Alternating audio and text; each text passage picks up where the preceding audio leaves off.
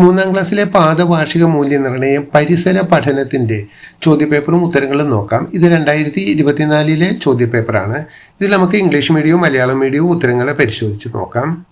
ഒന്നാമത്തെ ചോദ്യം, ഒരു ചിത്രം അവിടെ കൊടുത്തിട്ടുണ്ട്. ആ ചിത്രത്തിൽ കളർ കൊടുക്കാനാണ് പറയുന്നത്. സിമ്പിളായിട്ടുള്ള ഒരു ആക്ടിവിറ്റിയാണ്.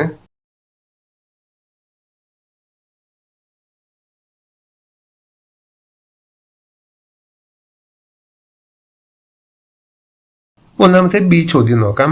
നമ്മുടെ പരിസരത്തുള്ള ഓരോ ഇനം പൂമ്പാറ്റകൾക്കും പേരുകളുണ്ടല്ലോ. നിങ്ങൾ കണ്ടിട്ടുള്ള ഏതെങ്കിലും ഒരു പൂമ്പാറ്റയുടെ പേര് എഴുതുക. B question, the butterflies in your locality have different names. Write the name of a butterfly you have seen. നമ്മുടെ ലൊക്കാലിറ്റിയിലുള്ള പൂമ്പാറ്റകൾക്കൊക്കെ പേരുകളുണ്ട്. നിങ്ങൾ കണ്ടിട്ടുള്ള ഒരു പൂമ്പാറ്റയുടെ നെയിം എഴുതാനാണ് പറയുന്നത്. അടുത്ത ചോദ്യം, സി ചോദ്യം, മുട്ട വിരിഞ്ഞ് പൂമ്പാറ്റയായി മാറുന്നത് വരെയുള്ള എല്ലാ ഘട്ടങ്ങളും നിങ്ങൾ കണ്ടിട്ടില്ലേ? ഇതിൽ വിട്ടുപോയ ഘട്ടം എഴുതി ചേർക്കുക. അവിടെ മുട്ട, ലാർവ, ഡാഷ്, പൂമ്പാറ്റ എന്ന് കൊടുത്തിട്ടുണ്ട്. സി ക്വസ്റ്റ്യൻ നോക്കാം. Haven't you observed the life cycle of a butterfly? Fill up the blanks. അവിടെ ഒരു ലൈഫ് സൈക്കിളാണ് എഴുതാൻ പറഞ്ഞിരിക്കുന്നത്. ബട്ടർഫ്ലൈയുടെ ലൈഫ് സർക്കിൾ.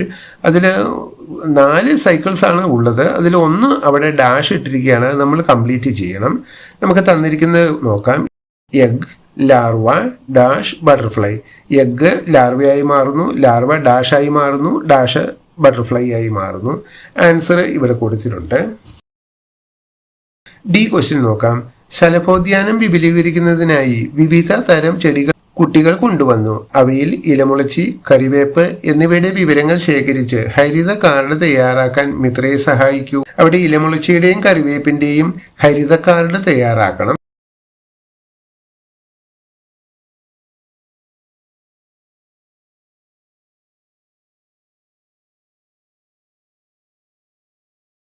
ഡി ക്വസ്റ്റ്യൻ നോക്കാം. Children brought some plans to expand the butterfly park in the school. കുട്ടികളെ butterfly park expand ചെയ്യാൻ, വിപുലീകരിക്കാനായിട്ട് കുറച്ച് പ്ലാൻസ് ഒക്കെ കൊണ്ടുവന്നു. Help Mitra prepare the haritha card gathering information of ilamulachi and curry leaf plants.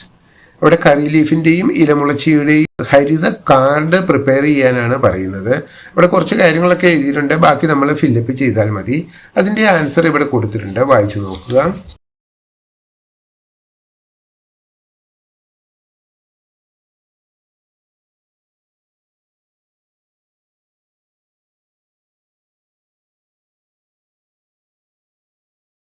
പ്രവർത്തനം 2 നോക്കാം.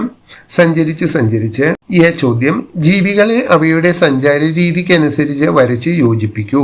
പാമ്പ്, മീൻ, മനുഷ്യൻ, കാക്ക. അതിന് നേർക്ക് നടക്കുന്നു, പറക്കുന്നു, ഇഴയുന്നു, നീന്തുന്നു എന്നുണ്ട്. അതിന് ചേരുന്നത് അവിടെ വരിയിട്ട് ചേർത്താൽ മതി. ഇംഗ്ലീഷ് മീഡിയം ക്വസ്റ്റ്യൻ നോക്കാം. Activity 2 moves. എ ക്വസ്റ്റ്യൻ നോക്കാം. Draw lines and connect the creatures with their ways of movement. അവിടെ കുറച്ച് ക്രീച്ചേഴ്സിൻ്റെ നെയിംസ് തന്നിട്ടുണ്ട്. സ്നേക്ക്, ഫിഷ്, മാൻ, ക്രോ. ഇനി അതിൻ്റെ സ്റ്റൈൽ ഓഫ് മൂവ്മെൻറ്റും കൊടുത്തിട്ടുണ്ട്. വാക്ക്, ഫ്ലൈ, ക്രോൾ, സിം. പ്രവർത്തനം 2 ബി ക്വസ്റ്റ്യൻ നോക്കാം. ചുവടെ നൽകിയ ചിത്രങ്ങളെ നിരീക്ഷിക്കൂ. താറാവിൻ്റെയും കുട്ടിയുടെയും സഞ്ചാര രീതിക്ക് അനുയോജ്യമായ ശാരീരിക സവിശേഷതകൾ എഴുതൂ. താറാവിന് സഞ്ചരിക്കാൻ ആവശ്യമായ പ്രത്യേകതകൾ എന്തെല്ലാം ഉണ്ട്, അതാണ് നമ്മളിവിടെ എഴുതേണ്ടത്. അതുപോലെ ഒരു കുട്ടിക്ക് സഞ്ചരിക്കാൻ ആവശ്യമായ എന്തെല്ലാം പ്രത്യേകതകളാണ് ഉള്ളത്, അതാണ് ഈ കോളത്തിൽ എഴുതേണ്ടത്. B question, observe the pictures below. Write the body features of the duck and the child based on their movement. C ചോദ്യം നോക്കാം. താഴെ കൊടുത്തിരിക്കുന്ന ജീവികളെ നിരീക്ഷിക്കൂ. സഞ്ചാര രീതിയെ അടിസ്ഥാനമാക്കി കൂട്ടത്തിൽ പെടാത്തതിനെ കണ്ടെത്തി വട്ടം വരയ്ക്കൂ.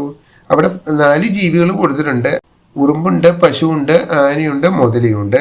പെട്ടെന്ന് എല്ലാ കുട്ടികളും എന്ത് വിചാരിക്കും? വലുത് ആന എന്ന് പറഞ്ഞിട്ട് വലുതിന് സർക്കിൾ വരയ്ക്കും. അതല്ല, ഇവിടെ സഞ്ചാര രീതിയെ അടിസ്ഥാനമാക്കിയിട്ടാണ് നമ്മൾ ഡിഫറൻ്റ് ആയിട്ടുള്ളതിനെ കണ്ടെത്താൻ പറയുന്നത്. ഇതിനെല്ലാത്തിനും കാലുണ്ട്. പക്ഷേ സഞ്ചാര രീതി നോക്കുമ്പോൾ ഇതിൽ ഒരുത്തൻ മാത്രം ഇഴഞ്ഞാണ് സഞ്ചരിക്കുന്നത്.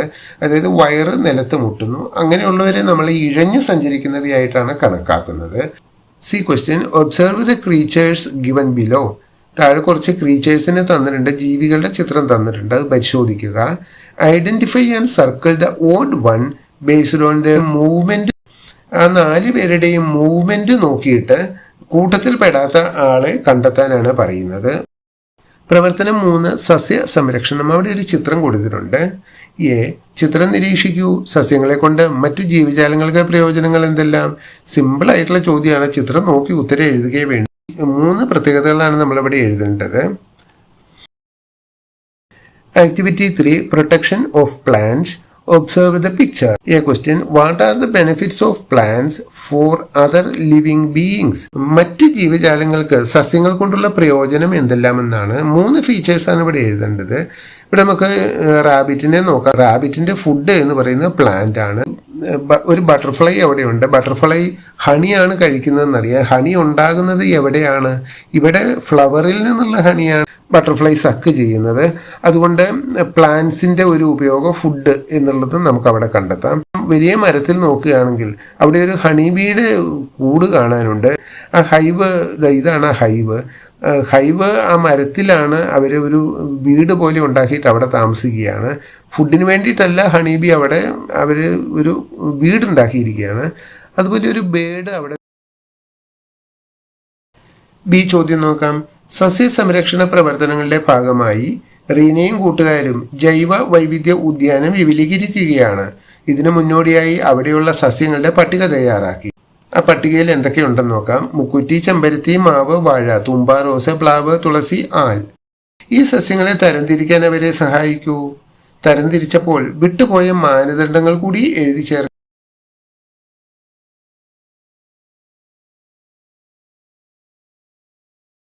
നമുക്ക് ഇംഗ്ലീഷ് മീഡിയം ചോദ്യം നോക്കാം.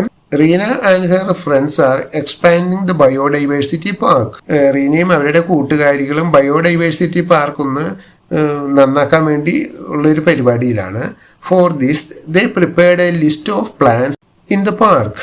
ഇപ്പോൾ പാർക്കിൽ എന്തൊക്കെ ചെടികളുണ്ട് എന്നുള്ളതിൻ്റെ ഒരു ലിസ്റ്റ് അവർ പ്രിപ്പയർ ചെയ്തിട്ടുണ്ട്. ആ ലിസ്റ്റ് ഇതാണ്: റോസ്, മുക്കുറ്റി, ഹൈബിസ്കസ്, മാംഗോ ട്രീ, പ്ലാന്റെയിൻ എന്ന് പറഞ്ഞ വാഴയാണ്, തുമ്പ, ജാക്ക് ഫ്രൂട്ട് ട്രീ, തുളസി, ബനിയൻ ട്രീ, ആൽമരമാണ്. Help them categorize these plants. ഈ പ്ലാന്റ്സിനെ 3ആയിട്ട് കാറ്റഗറൈസ് ചെയ്യാനാണ് പറയുന്നത്. അതോടൊപ്പം തന്നെ write also the criteria in the relevant columns. അവിടെ ക്രൈറ്റീരിയ, ഏത് ക്രൈറ്റീരിയ അനുസരിച്ചിട്ടാണ് നമ്മളിങ്ങനെ ഡിവൈഡ് ചെയ്തിരിക്കുന്നതെന്ന് എഴുതണം. ആ ക്രൈറ്റീരിയ എഴുതേണ്ടത് ഏറ്റവും ടോപ്പിലാണ്. ഇവിടെ ഹെർബ്സ് എഴുതിയിട്ടുണ്ട്. ഇനി 2 ഡാഷ് ഉണ്ട്, അതും നമ്മൾ എഴുതണം. അതേപോലെ ബാക്കിയുള്ള പ്ലാന്റ്സിനെയൊക്കെ നമ്മളിവിടെ ഇങ്ങനെ ഈ ഡാഷ് ഇട്ടെടുത്ത് പൂരിപ്പിച്ചെഴുതണം. പ്രവർത്തനം 4 നട്ടു വളർത്താം.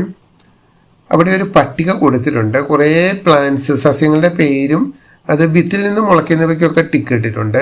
കാണ്ഡത്തിൽ നിന്ന് മുളയ്ക്കുന്നവയ്ക്കും ടിക്ക് ഇട്ടിട്ടുണ്ട്. ഇലയിൽ നിന്ന് മുളയ്ക്കുന്നവ, വേരിൽ നിന്ന് മുളയ്ക്കുന്നവ ഉള്ളൂ. നമുക്ക് അടുത്ത ചോദ്യം നോക്കാം. പുതിയ സസ്യങ്ങൾ ഉണ്ടാകുന്നത് വിവിധ സസ്യഭാഗങ്ങളിൽ നിന്നാണല്ലോ. പട്ടിക വിലയിരുത്തി നിങ്ങളുടെ കണ്ടെത്തലുകൾ എഴുതൂ. നിസ്സാരമായ ചോദ്യമാണ്. ഇതെന്താണ് ചെയ്യേണ്ടതെന്ന് പല കുട്ടികൾക്കും പെട്ടെന്ന് മനസ്സിലാവില്ല. ചോദ്യം വായിച്ച് മനസ്സിലാക്കിയതിന് ശേഷം അതിൻ്റെ ഉത്തരം എഴുതാൻ ശ്രമിച്ചാൽ ഈസി ആയിരിക്കും. അതായത് വിവിധ തരം സസ്യങ്ങൾ എങ്ങനെ ഉണ്ടാകുന്നു എന്നുള്ളതാണ് നമ്മളിവിടെ എഴുതേണ്ടത്. എല്ലാ സസ്യങ്ങളും വിത്തിൽ നിന്നല്ല, എല്ലാ സസ്യങ്ങളും തണ്ട് കുഴിച്ചിട്ടാൽ ഉണ്ടാവുകയില്ല. അപ്പോൾ ആ ഒരു ഫീച്ചേഴ്സ് എന്തൊക്കെയാണ്?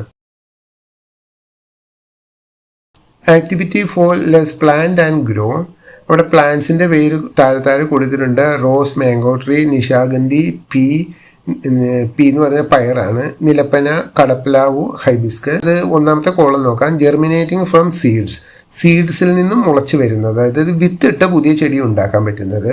സ്പ്രൗട്ടിങ് ഫ്രം ദ സ്റ്റെം കുഴിച്ചിട്ടിട്ട് നമ്മൾ ടപ്പിയൊക്കെ തണ്ട് കുഴിച്ചിടും. റോസും മുല്ലയൊക്കെ തണ്ട് കുഴിച്ചിടും. അങ്ങനത്തതാണ് 2ാമത്തെ കോളം. 3ാമത്തത് അപ്രൂട്ടിങ് ഫ്രം ദ ലീഫിൽ നിന്നും പുതിയ ചെടി ഉണ്ടാകുന്നത്. നമ്മൾ ഇലമുളച്ചി പഠിച്ചിട്ടുണ്ട്. അടുത്ത last column sprouting from the റൂട്ട്സിൽ നിന്നും പുതിയ ചെടികൾ ഉണ്ടാകുന്നത്. ഇനി നമുക്ക് അതിൻ്റെ ഇടയിലത്തെ ചോദ്യം നോക്കാം. New plants are produced from various parts of plants. പുതിയ ചെടികൾ ഉണ്ടാകുന്ന എല്ലാ സസ്യങ്ങളിലും ഒരുപോലെയല്ല, പല ഭാഗത്തു നിന്നും ഉണ്ടാകും. ചിലത് സീഡ്, ചിലത് സ്റ്റെം, ചിലത് റൂട്ട്, അങ്ങനെയൊക്കെയാണ്. Analyse the table and write your findings. ഈ ടേബിൾ ഒന്ന് പരിശോധിച്ചിട്ട് ഒരു അനലറ്റിക്കൽ റിപ്പോർട്ട് നമ്മൾ എഴുതാനാണ് പറയുന്നത്. അതായത് ഒന്നുമില്ല, ചെടികൾ സീഡ്സിൽ നിന്നും ന്യൂ പ്ലാന്റ്സ് ഉണ്ടാകുന്നു, അതുപോലെ സ്റ്റെമ്മിൽ നിന്നും ന്യൂ പ്ലാന്റ്സ് ഉണ്ടാകുന്നു, ലീവ്സിൽ നിന്നും ന്യൂ പ്ലാന്റ്സ് ഉണ്ടാകുന്നു, റൂട്ട്സിൽ നിന്നും ന്യൂ പ്ലാന്റ്സ് ഉണ്ടാകുന്നു. അതങ്ങോട്ട് എഴുതിയാൽ മാത്രം മതി. ബി ചോദ്യം നോക്കാം. താഴെ കൊടുത്തിരിക്കുന്ന ചിത്രങ്ങളിൽ പയർ ചെടിയുടെ ശരിയായ വളർച്ചയെ സൂചിപ്പിക്കുന്ന ചിത്രം ഏതാണ്? ശരിയായതിനു നേരെ അടയാളം ഇടുക. നമുക്ക് ഇംഗ്ലീഷ് മീഡിയം ചോദ്യം നോക്കാം. Which of the following shows the stages of the growth of a pea plant? ഒരു പയർ ചെടിയുടെ വിവിധ സ്റ്റേജസിനെ സൂചിപ്പിക്കുന്ന ചിത്രങ്ങൾ അവിടെ കൊടുത്തിട്ടുണ്ട്. Put a tick mark against the right one. അതിൽ ഒരെണ്ണം മാത്രമേ ശരിയുള്ളൂ.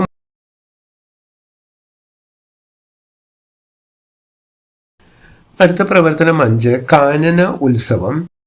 ചോദ്യം. കാട്ടിൽ ഭക്ഷ്യമേള നടക്കുകയാണ്. വിവിധ ജീവികൾ കഴിക്കുന്ന ആഹാരങ്ങളുടെ പട്ടിക മിട്ടു കുരങ്ങൻ തയ്യാറാക്കിയിരിക്കുന്നത് നോക്കൂ. ജീവി, അവിടെ കുറച്ച് ജീവികളുടെ പേരുമുണ്ട്, അവരുടെ ആഹാരവും കൊടുത്തിട്ടുണ്ട്. ഇനി അതിൻ്റെ അടിയിലത്തെ ചോദ്യം നോക്കാം. ജീവികൾക്കുള്ള ഭക്ഷണം 3 കൗണ്ടറുകളിലായാണ് ഒരുക്കിയിട്ടുള്ളത്. ഏത് കൗണ്ടറിൽ നിന്നായിരിക്കും ഓരോ ജീവിയും ഭക്ഷണം വാങ്ങിയിട്ടുണ്ടാവുക? എഴുതി ചേർക്കൂ. അവിടെ സസ്യാഹാരി, മാംസാഹാരി, മിശ്രാഹാരി എന്ന് കൊടുത്തിട്ടുണ്ട്. അതായത് നമ്മൾ ഈ പറയുന്ന ജീവികളെയൊക്കെ ഇങ്ങനെ 3ആയിട്ട് തിരിക്കണം.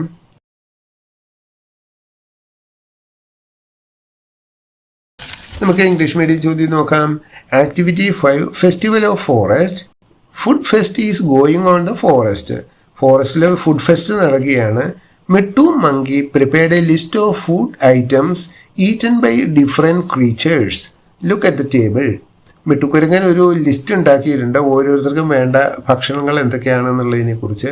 അവിടെ ക്രീച്ചേഴ്സിൻ്റെ പേരിൽ ഒരു കുറേ എണ്ണം എഴുതിയിട്ടുണ്ട്. അവർക്ക് വേണ്ട ഫുഡ് ഐറ്റംസും അവിടെ ഇപ്പുറത്ത് എഴുതിയിട്ടുണ്ട്. ഇനി അതിൻ്റെ അടിയിലെ ചോദ്യം നോക്കാം. Food items for the creatures were arranged in 3 counters.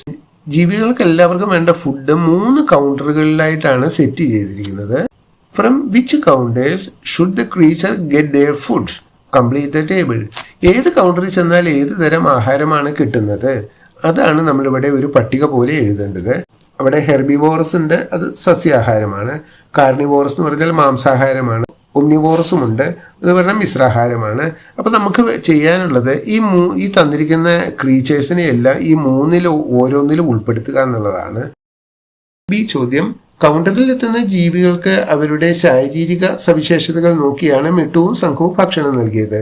താഴെ പറയുന്ന ജീവികൾക്ക് ആഹാര സമ്പാദനത്തിന് സഹായകരമായ ശാരീരിക സവിശേഷതകൾ എന്തെല്ലാം?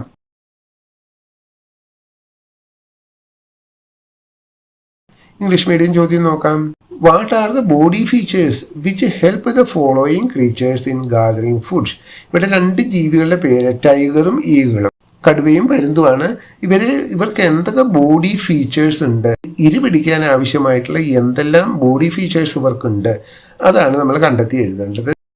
സി ചോദ്യം നോക്കാം. താഴെ പറയുന്നവയിൽ തവളയുമായി ബന്ധപ്പെട്ട തെറ്റായ പ്രസ്താവനയ്ക്ക് നേരെ ഇൻറ്റു അടയാളം ഇടുക. അവിടെ ഒരു 4 കാര്യങ്ങൾ കൊടുത്തിട്ടുണ്ട്. ബന്ധപ്പെട്ട തെറ്റായിട്ടുള്ള കാര്യത്തിന് ടിക്കിടാനാണ് പറയുന്നത്. സി ക്വസ്റ്റ്യൻ ഇംഗ്ലീഷ് മീഡിയം നോക്കാം. C question. Put into mark against the wrong statements related with the frog. താഴെ ഒരു 4 സ്റ്റേറ്റ്മെന്റ് കൊടുത്തിട്ടുണ്ട്. അതിൽ ഒരെണ്ണം ഫ്രോഗിനെ സംബന്ധിച്ച് തെറ്റാണ്, തവളയെ സംബന്ധിച്ച് തെറ്റാണ്. ആ തെറ്റായിട്ടുള്ളതിൻ്റെ നേർക്ക് ഇൻറ്റു അടയാളം ഇടാനാണ് പറയുന്നത്. നമുക്ക് അടുത്ത ചോദ്യം നോക്കാം. പ്രവർത്തനം 6, മഴ അളക്കാം. സ്കൂൾ പരിസരത്തും വീട്ടുപരിസരത്തും പെയ്യുന്ന മഴയുടെ അളവ് തുല്യമാണോ? ഈ ചോദ്യം നോക്കാം. മഴയുടെ അളവ് അറിയുന്നതിനായി നീനയും കൂട്ടുകാരും മഴമാപിനി നിർമ്മിക്കുകയാണ്. മഴമാപിനി നിർമ്മിക്കുന്നതിനായി താഴെ കൊടുത്തിരിക്കുന്നവയിൽ നിന്നും എന്തെല്ലാം സാമഗ്രികളാണ് തിരഞ്ഞെടുക്കേണ്ടത്? മഴമാപിനി നിർമ്മിക്കാൻ അവിടെ 6 ഐറ്റംസ് അവിടെ കൊടുത്തിട്ടുണ്ട്. ഫണലുണ്ട്, ഗ്ലാസ് ഉണ്ട്, സ്കെയിൽ ഉണ്ട്, അങ്ങനെ കുറേ ഐറ്റംസ് ഉണ്ട്.